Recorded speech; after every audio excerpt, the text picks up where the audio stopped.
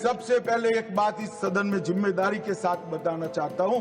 21 मार्च 2026 को इस देश से नक्सलवाद समाप्त।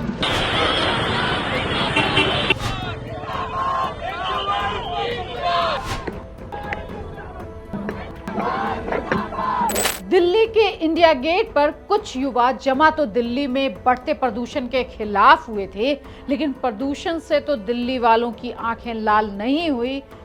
लेकिन जिस नक्सली माड़वी हिड़मा के समर्थन में युवाओं ने नारे लगाए, उससे जरूर दिल्ली वालों ने अपनी आंखें लाल कर ली होंगी। ऐसे ही नारे आपने कश्मीर में तब सुने थे जब अफजल गुरु को फांसी की सजा सुनाई गई थी। तुम कितने अफजल मारोगे, हर घर से अफजल निकलेगा। आपको पता है इस नारे के बाद कश्मीर से आतंक का खात्मा किस तरह से हुआ।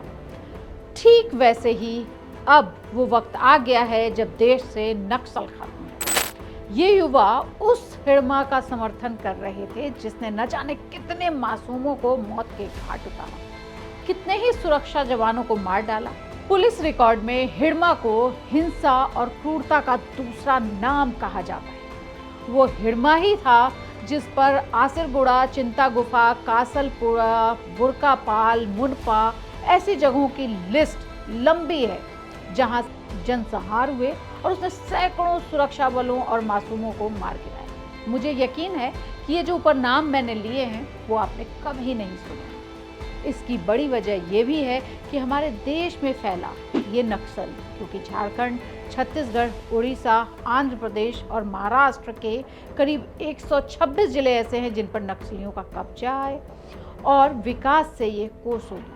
लेकिन 2014 में सरकार बदली और आतंकियों के गढ़ बने कश्मीर और देश के ये 5 नक्सली पीड़ित राज्यों से नक्सलियों को उखाड़ फेंकने की कसम खाई गई।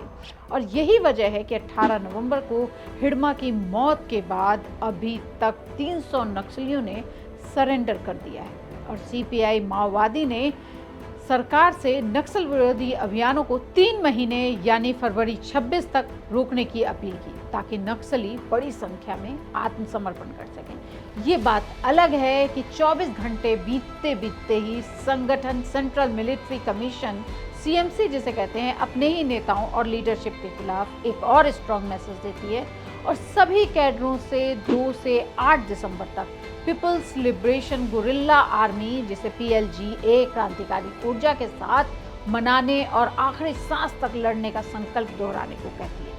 PLGA ने अपनी 25वीं सालगिरह पर केंद्र और राज्य सरकार को खुली चुनौती दे दी है, लेकिन अब भी बड़ा सवाल बना हुआ है कि क्या देश से नक्सल खत्म होगा।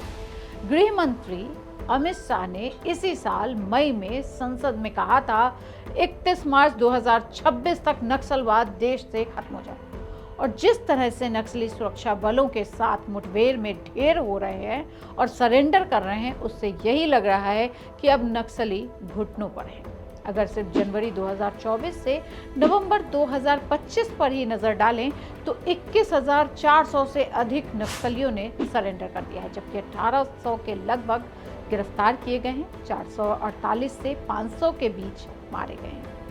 केंद्रीय गृह मंत्रालय की रिपोर्ट में यह भी बताया गया है कि देश में 126 जिले नक्सल से प्रभावित थे, जो 2018 में 90, जुलाई 2021 में 70, अप्रैल 2024 में 38 तक पहुंच गए। सरकारी रिपोर्ट में यह बताया गया है कि सबसे अधिक नक्सल से जूझ रहे जिलों में की संख्या 12 से घटकर 6 हो गई है, जिसमें छत्तीसगढ़ के 4 जिले बीजापुर, कांकेर, नारायणपुर और सुकमा, झारखंड का एक पश्चिमी सिंहभूम और महाराष्ट्र का एक गढ़चिरौली शामिल है।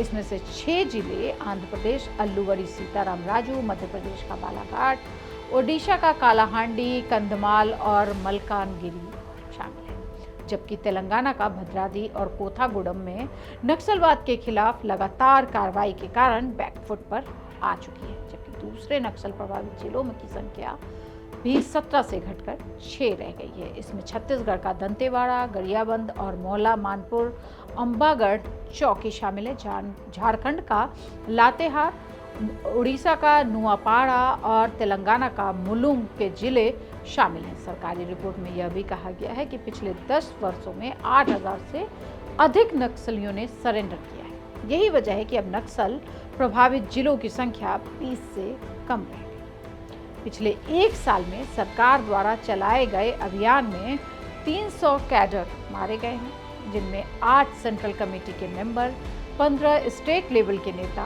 और महासचिव बसवराव भी शामिल हैं, जबकि 243 नक्सली दंडकारण्य क्षेत्र में मारे गए। इनमें कईयों पर लाखों रुपए का इनाम था। अब देखिए, 25 नवंबर 2025 की सुबह सुबह एक खबर आती है कि माओवादी ने हथियार डाल दिए।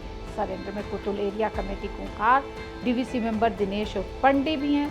दिनेश पर 8 लाख रुपए का सरकार ने इनाम रखा था। ऐसे ही नक्सली मारवी सन्ना, सोड़ी हिड़मे, सोरियम रव्वा, मीना यानी मारवी भी में शामिल हैं। इन पर सरकार ने 8 लाख रुपए का इनाम रखा था, जबकि एरिया कमेटी के मेंबर सुनीता, जो कुहराम हुंगी और मरकम पांडू भी सरेंडर कर गए हैं, जिन पर 5-5 लाख का इनाम था। कुंजाम सिंगा पर 3 लाख का और 8 दूसरे माओवादियों पर भी सरकार ने बड़े इनाम रखे। नक्सल कैसे आए बैकफुट पर, ये सवाल आपके मन में उठ रहा हो, तो मैं आपको बता दूं कि बैकफुट पर उनको लाने के पीछे केंद्रीय मंत्री अमित शाह और छत्तीसगढ़ के 2 अधिकारी हैं। एक रिटायर्ड डीजीपी डीएम अवस्थी, जिन्हें 2015 में नक्सल डीजी की कमान संभाली, और दूसरे हैं बस्तर रेंज के आईजी पी सुंदरराज। पिछले 10 साल से नक्सलियों के खिलाफ चल रहे ऑपरेशन में इन दोनों अधिकारियों की सूझबूझ और स्ट्रेटेजी ने कमाल कर दिया है। ये न केवल सरेंडर करने के लिए नक्सलियों को मजबूर कर रहे हैं, बल्कि सुरक्षा बलों को भी इनसे लड़ने की ट्रेनिंग दे रहे हैं। नक्सलियों पर लगाम लगाने में शाह ब्रिगेड के 2 अफसरों ने पूरी दिशा और दशा दोनों बदली। पहले बात करते हैं रिटायर्ड डीजीपी डीएम अवस्थी, जिन्हें 2015 में नक्सल डीजी की कमान संभाली, और दूसरे हैं बस्तर रेंज के आईजी पी सुंदरराज, जो लगातार 2016 से नक्सल के ऑपरेशन से जुड़े हैं।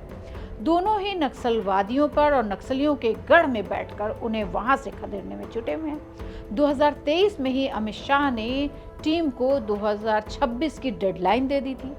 सुरक्षा बलों में कहाँ कमी है, इसे लेकर काम किया गया। नक्सलियों की जमीन पर सुरक्षा बलों के कैंप से शुरुआत की गई। नक्सलियों के गढ़ में घुसने और कनेक्टिविटी के लिए सड़कें बनाई गईं। इंटेलिजेंस यूनिट को मजबूत किया गया। यही नहीं, नक्सलियों से मुकाबले के लिए जवानों को विशेष ट्रेनिंग दी गई। इसमें मिजोरम के वैरांगटे आर्मी ट्रेनिंग स्कूल से जवानों को विशेष ट्रेनिंग दिलाई गई। ऑफिसर्स को आंध्र प्रदेश की ग्रेहाउंड पुलिस यूनिट में ट्रेनिंग दिलाई गई। ये यूनिट दुनिया भर में नक्सलियों के खिलाफ ऑपरेशंस के लिए स्पेशल ट्रेनिंग देती है। इसे जंगल वॉर और गुरिल्ला युद्ध में महारत हासिल है। ये घात लगाकर हमले करते हैं, और केंद्र ने सीआरपीएफ की 8 बटालियन दी, जो पूरे मिशन में टर्निंग पॉइंट बनी। केंद्रीय गृह मंत्री अमित शाह, जिन्होंने छत्तीसगढ़ शासन से 30 मार्च 2026 तक माओवाद के खात्मे की डेडलाइन दी थी, जिस तरह से माओवादी लगातार सरेंडर कर रहे हैं, उससे तय सीमा के भीतर नक्सलवाद के खात्मे की उम्मीद पूरी होती नजर आ रही है। ऐसी ही और रिपोर्ट के लिए देखते रहिए India.com।